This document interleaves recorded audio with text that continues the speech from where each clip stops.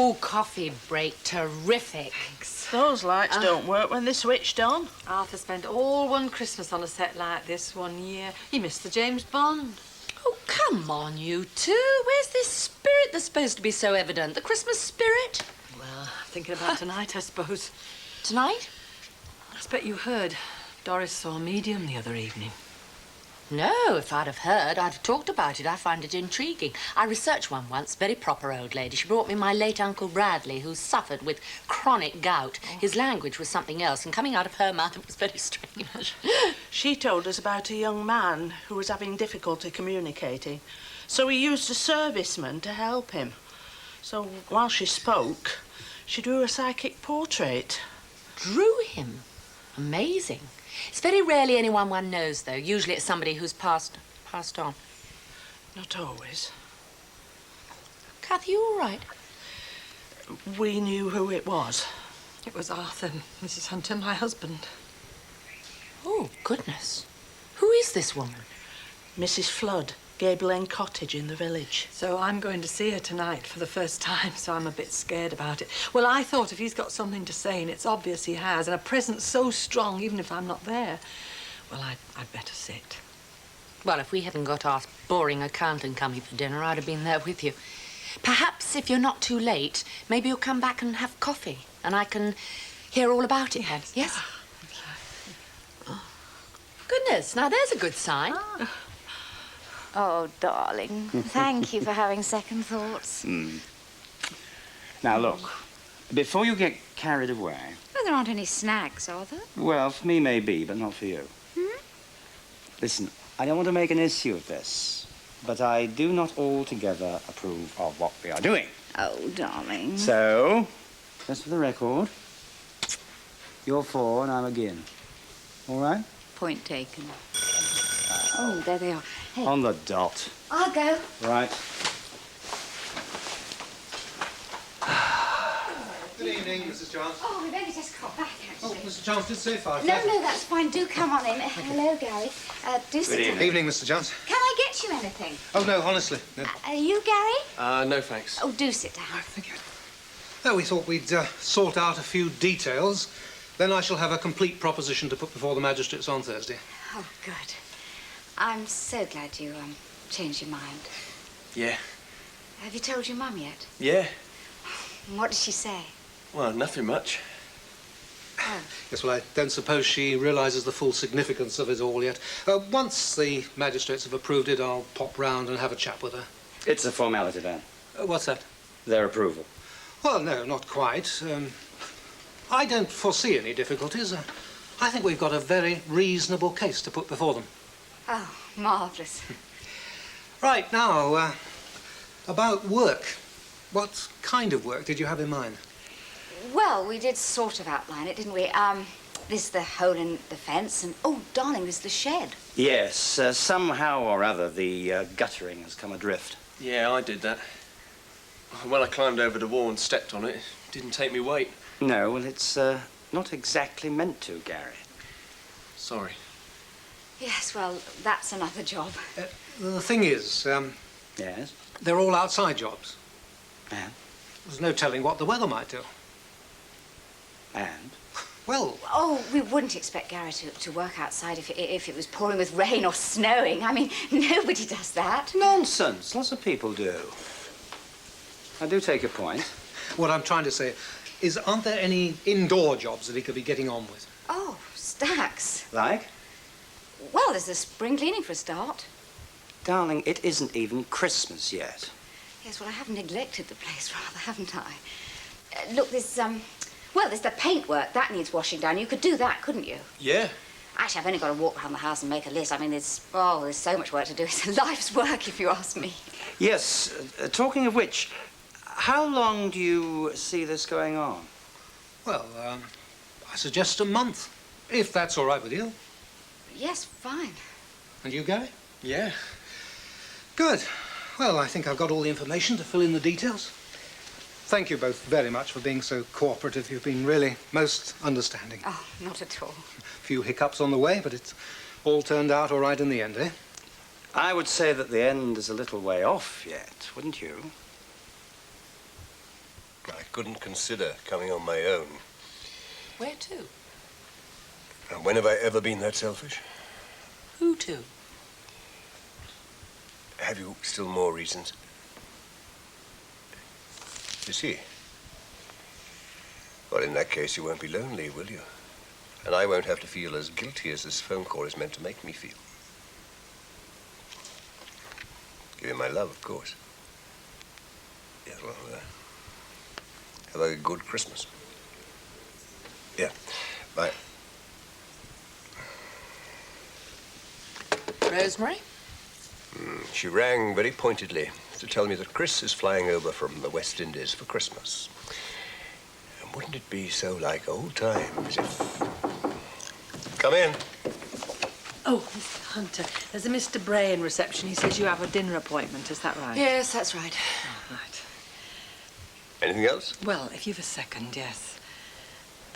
It's about tonight. I did tell you, didn't I? Yes. Would it be all right? I did work through my lunch hour if I left about 6-ish. Yes, you certainly can. Of course you can. Oh, thank you very much. Because, you see, Doris is off and it makes it easier if I get a lift with Sid. Yes, of course. And don't forget what I told you. Oh, you know, I if you've won't. got time for coffee. Yes, I will. Thank you very much. Okay, well, good luck. Thank you, Mrs. Hunter. Thank you, Mrs. Hunter. Oh, I'll explain later, darling. Thank you, Mrs. Hunter.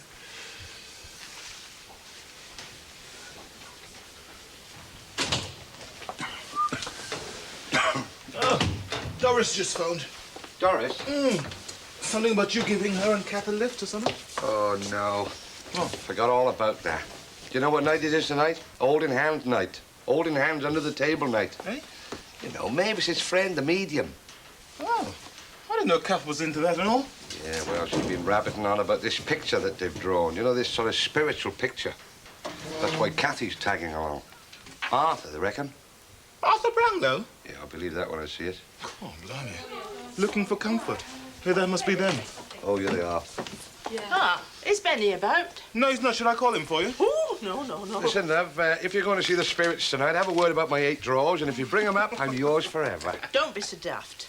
Benny doesn't like me having anything to do with it. I didn't think it was your cup of tea anyway, love. We don't know till we try, do we? Show him. No.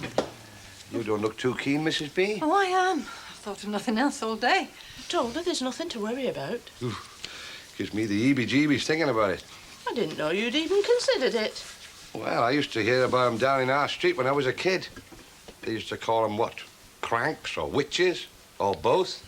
We used to thought they were nuts anyway. We used to take the mickey out of them. Mind you, we didn't know a lot about it in those days. Perhaps we're not quite so ignorant these days. You'd be amazed. I bet I would. Anyway, come on, you ready? Yes. Right. Yeah, all the best, ladies. Have fun. All aboard the ghost train. I'll see you later on. Get me a drink, will you? Sure.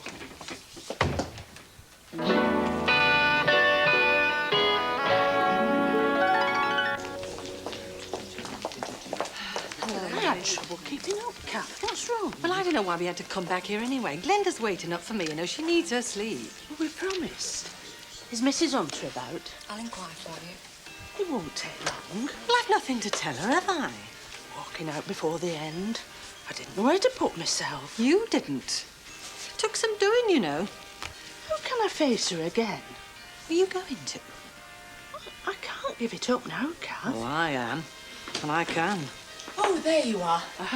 I've already ordered coffee. Shall we go through and find a corner in the bar? You look worried, Kath. Shall we sit down here? It wasn't quite a success tonight. I think Kath feels a bit let down. I am let down. There's no way Arthur was in that place, Doris. I don't think he ever could have been. You sound really quite angry, Yes, Kath. I am with myself for ever thinking there was anything in it. You can't just leave it at that, Kath. You've got to give it another chance. The atmosphere was poor tonight. Mrs. Hunter, it was cold and dark and shivery, and there was one single light bulb. There was a smell of damp. And Arthur could never have been in that place. Didn't anything come through for you, Doris? There were plenty of messages. Yeah, but the sort that came through weren't what I was waiting for. It was their proof, love. I mean, even if he had come through with details of his accident and describing to me what had happened, I couldn't live with that. He wouldn't upset you, Kath. I think you should have a brandy, Oh, no, Kath. no. Yes, I insist. Would you like to get a brandy, please, for Mrs. Brownlow? Yes. see, it was so cold and depressing, I just couldn't stand it longer. I just got up and walked out. I'm sorry, Doris, if I dragged you away.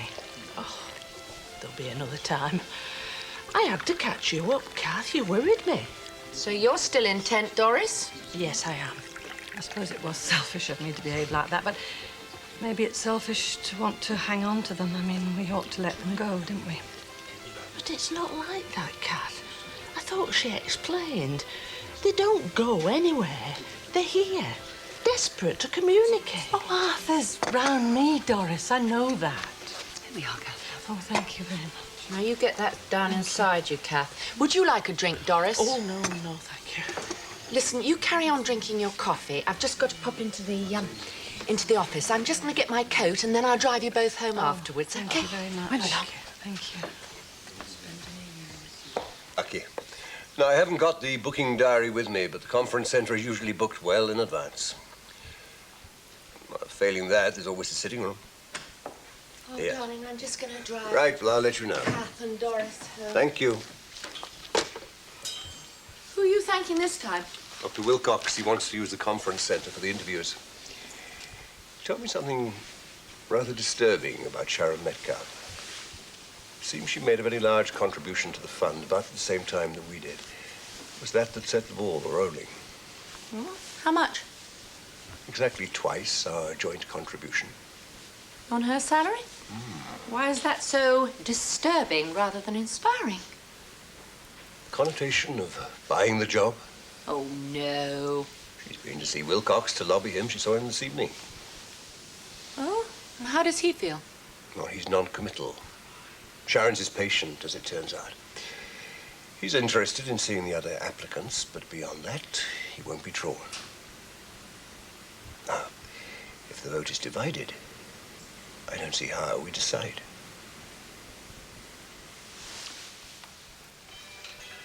You see, normally if I have a brandy, it's for neuralgia, toothache. I don't even like it. Do you good? Warm you a bit. Oh, I know, but I mean, look at me. I wouldn't have shown you the picture, Kath, if I hadn't thought it was important. It wasn't because I wanted you to come with me, because I was frightened. I mean, I'm past that. Oh, I know. I said I'm sorry, Doris, but it just wasn't me. There's nothing to say you won't be in touch. I don't believe that contented souls have got anything to say to the people who love them. I mean, the feeling's mutual.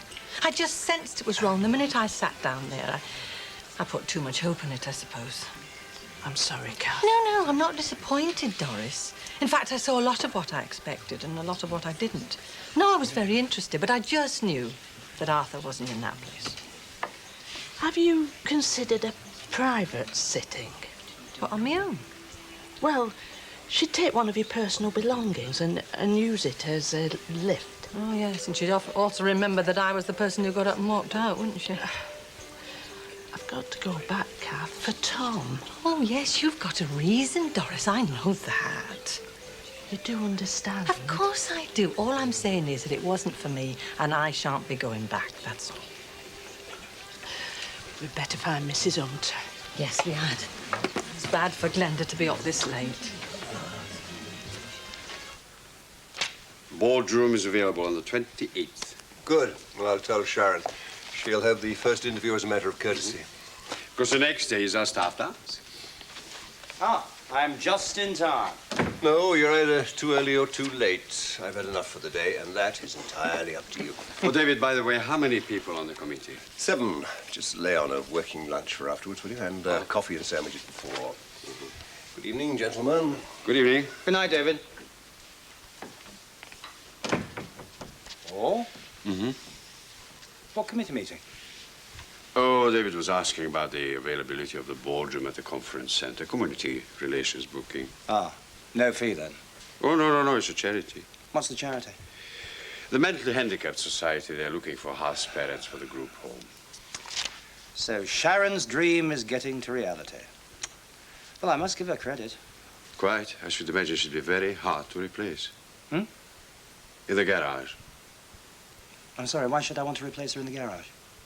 Well, I'd have thought she'd be a natural for the job after all she's done to get the home started. You sure? Positive. She hasn't told me. I do pay her salary.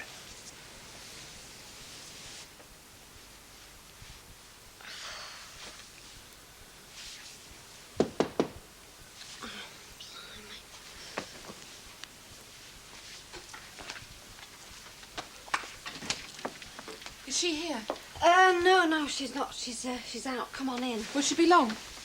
Well, I don't really know because after you had your row, we had ours.